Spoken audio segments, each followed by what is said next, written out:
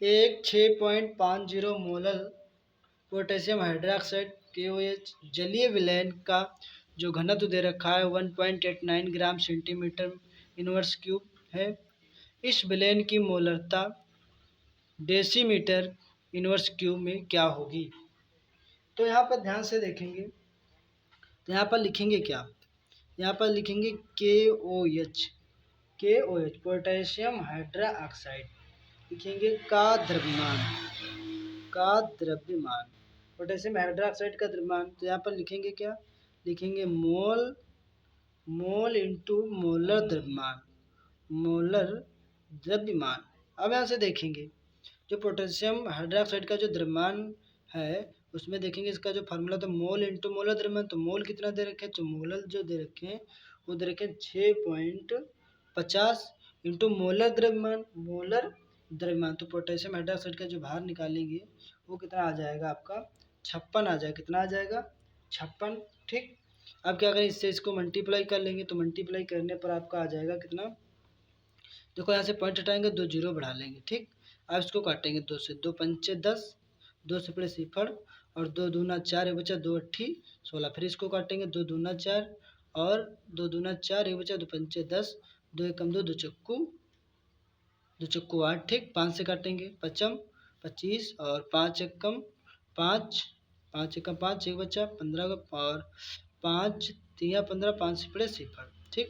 फिर 5 एकम 5 और 5 तिया 15, नहीं 5 एकम 5 और 5 दूना 10, 5 दूना 10 3 बचे और 5 छक्का 30। यहाँ पर कितना आ गया? 26 इंटू 14।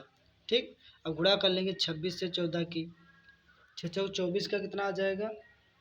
24 का आ जाएगा 4, हाथ से चले 2, 4 दूना 8, 8 2 10, 6 कम 6, 2 एक कम 2, 4 रहेगा 6 रहेगा 2 1 3, कितना आ जाएगा? 364। कितना आ जाएगा? 364 ग्राम आ जाएगा। क्या आ जाएगा? 364 ग्राम आ जाएगा। इतनी सी बात समझ में आ गई होगी। ये पोटेशियम हाइड्रोक्साइड का क्या है? द्रव्यमान है। इसके बाद हम क्या लिखेंगे? इसके बाद लिखेंगे चूंकि लिखेंगे विलयन का द्रव्यमान। चूंकि क्या लिखेंगे? विलयन का द्रव्यमान। विलयन का द्रव्यमान बराबर क्या लिखेंगे? विलायक का द्रव्यमान। विलायक मतलब जल का द्रव्यमान। विलायक का मतलब हो जाएगा जल का द्रव्यमान और प्लस KOH का द्रव्यमान।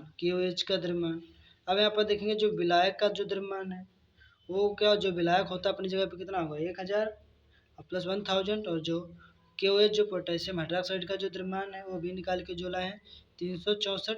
इसी में ऐड कर देंगे 364 तो यहाँ पर कितना हो जाएगा? तो इनको ऐड करने पर आपका आ जाएगा 1364 ग्राम आ जाएगा। ठीक। उसके बाद हम क्या निकालेंगे? उसके बाद निकालेंगे पोटेशियम हाइड्रोक्साइड का घनत्व। पोटेशियम हाइड्रोक्साइड विलयन का घनत्व। ठीक। घनत्व निकालेंगे तो घनत्व का फार्मूला क्या होता है? विलयन का द्रव्यमान बटे विलयन का घनत्व। विलयन का द्रव्यमान बटे विलयन का घनत्व।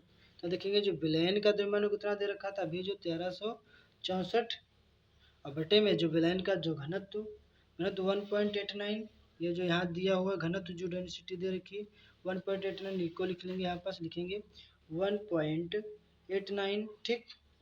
अब यहाँ से देखो जो दे रखा है यहाँ पास सेंटीमीटर इनवर्स। यहाँ देखो दे रखा सेंटीमीटर इनवर्स, ये ऊपर जाएगा तो क्या हो जाएगा? सेंटीमीटर क्यों माइनस का ऊपर जाएगा आएगा हो जाएगा प्लस का हो जाएगा। ठीक। अब क्या कर देंगे? अब इससे इसको क्या कर देंगे? डिवाइड कर देंगे। हाँ, तो यहाँ से क्या हो जाएगा? यहाँ से पॉइंट हटेगा तो 2 जीरो और बढ़ जाएंगे और यहाँ पर प्रॉपरली आ जाएगा 13,6,4,2 बटे 189 सेंटीमीटर क्यूब। अब इसे इसको डिवाइड करेंगे तो डिवाइड करने पर जो आपका आ जाएगा वो आपका कितना आ जाएगा? या तो इसको क्या कीजिए, या तो इसको ऐसे रख लीजिए सेंटीमीटर क्यूब जो है इसको किस में बदल दीजिए? मिलीलीटर में बदल दीजिए। किस में बदल दीजिए? मिलीलीटर में। ठीक। तो ये सेंटीमीटर क्यूब मतलब कहने का मतलब इसको ऐसे कर लीजिए, सही रहेगा। तो यहाँ पास जो है 13,6,4,0 अपॉन में रहेगा 189। ठीक।